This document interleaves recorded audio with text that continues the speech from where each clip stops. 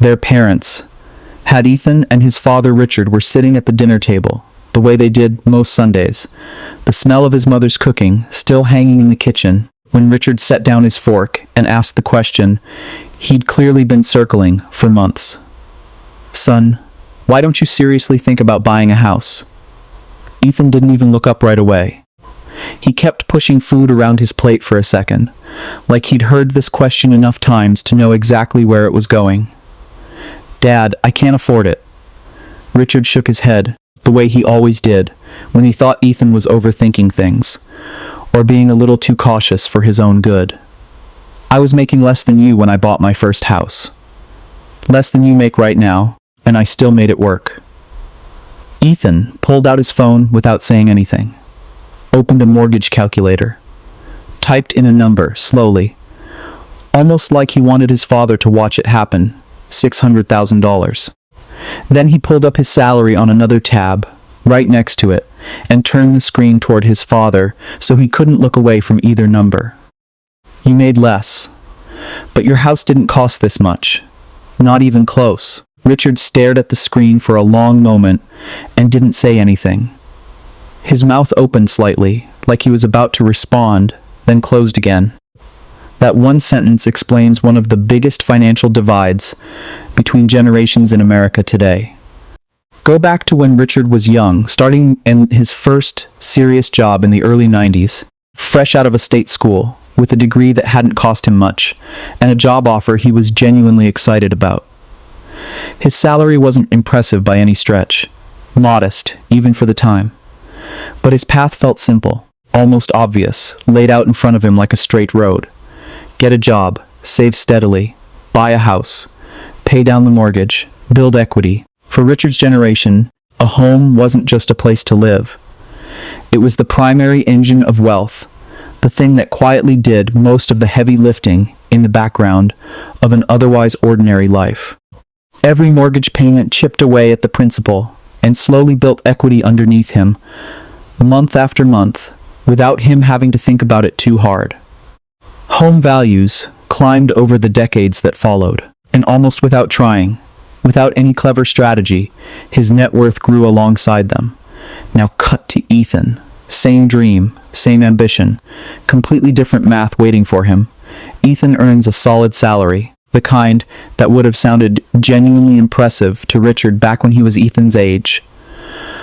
But the moment that paycheck lands in his account, it starts disappearing almost immediately. Federal and state taxes take their cut first, before he even sees the money. Then rent, which climbs a little more every time his lease renews. Health insurance, a car payment, and the insurance that comes with it, because in most American cities, you simply can't function without a car. Student loans that never seem to move much, no matter how long he's been paying them, month after month, like running on a treadmill that never stops. Groceries that cost noticeably more than they did, even a few years ago. Utilities. By the end of the month, Ethan is left with maybe $300 or $400, if he's lucky, and some months even that disappears into something unexpected. "I'm not buying luxury stuff, Dad," Ethan said, his voice a little tighter than before. "I'm not eating out every night. I'm not buying new cars. I'm just trying to keep up." Richard looked genuinely confused. Not dismissive, actually confused, the kind of confusion that comes from someone who has never had to run these particular numbers. Like the math simply didn't compute for him, no matter how many times Ethan explained it. And this is exactly where these conversations usually go wrong, all across the country, at dinner tables just like this one. Some people say millennials just spend too much on coffee, on subscriptions, on things their parents never had and never needed. Others say the entire economy is broken, and none of it is anyone's personal responsibility at all. The real answer sits somewhere much more complicated than either side wants to admit, somewhere in between the two arguments, made up of a dozen smaller truths instead of one convenient headline. Look at Richard at 30. Home prices relative to his income were manageable, sitting at a ratio that made sense on a single decent salary. His mortgage was a stretch, but a reasonable one, the kind you could grow into over a few years. College had cost him relatively little, paid off within a couple of years of graduating. He was already saving by then, already starting retirement contributions through his employer, already, without fully realizing it, several steps ahead on a path that would compound for the next 30 years. Now look at Ethan at 30. Home prices, relative to his income, are wildly out of proportion compared to what his father faced at the same age, stretched far beyond what a single salary can reasonably support. He's paying rent instead of building equity, watching that money disappear every month into someone else's asset instead of his own. He's carrying student debt that Richard never had to deal with, debt that follows him around like a second rent payment. His entry costs into almost everything, housing, education, healthcare, are dramatically higher than what his father encountered. And because of all that, his investing has been pushed back years, sometimes over a decade, compared to where his father was standing at the same age. The problem was never simply about income. It's about the price of the things that actually create wealth in the first place. Ethan pulled up a house listing on his phone and turned it toward his father again. A fairly ordinary, 3-bedroom, 2 streets, over from where Richard used to take him to school. $600,000 for a house that needed a new roof. $600,000? Richard said, almost laughing in disbelief, leaning back in his chair. That's normal around here, Dad. That's not even a nice one. Richard sat back further, thinking about what he'd paid for his own first house, decades earlier, a number that suddenly felt almost embarrassingly small in comparison, though it hadn't felt small at the time. Richard hadn't just bought a house back then. He'd bought an asset before it became dramatically more expensive relative to what people were earning. Because home ownership was never really just about having a roof over your head. It was the first domino in a much longer chain. Equity, then appreciation, then net worth, then borrowing power, then retirement security, each one setting up the next. Ethan wasn't struggling somewhere in the middle of that chain. He couldn't even afford to knock over the first domino. But here's the part of Ethan's story that matters even more than the house itself. And it's the part almost nobody talks about at the dinner table, because it's harder to see and harder to argue about. It's time. If Ethan had been able to start building equity and investing for retirement at 30, the way his father did, that money would have had decades to compound quietly in the background, doing most of the work on its own.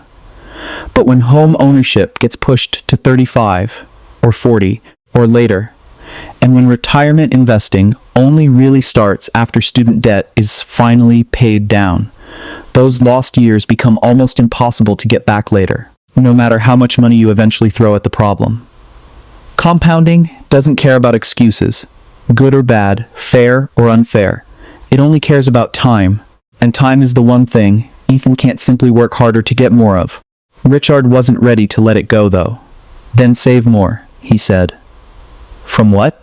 Ethan asked, not raising his voice, just tired. Cut the unnecessary spending. I already have, Dad. There's nothing left to cut. Then earn more. I'm trying. I got a raise last year. It barely covered the rent increase. Neither of them said anything for a while after that. It wasn't an angry silence, exactly. It was the kind of silence that happens when two people are staring at the exact same problem from two completely different starting points, both of them right in their own way. Richard was remembering what had worked for him, genuinely trying to help, drawing on the only playbook he'd ever known. Ethan was living inside a cost structure his father had simply never had to face, and no amount of advice built for a different decade was going to fix that. Because the truth is, millennial affordability isn't shaped by one single villain. It's shaped by several forces stacking on top of each other all at once. Housing prices have grown far faster than wages over the past few decades, pulling further away from what a typical income can support. College costs and student debt have delayed early wealth building for an entire generation, sometimes by a decade or more.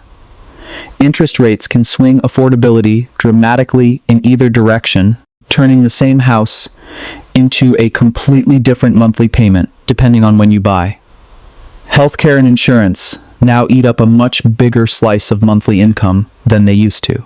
Retirement systems and employer benefits looked very different when Richard was starting out compared to what Ethan has access to now, with pensions all but disappearing. And underneath all of it, the simple math of compounding means that starting late doesn't just cost you a few years. It can cost you an enormous amount of long-term growth that no amount of catching up later fully replaces.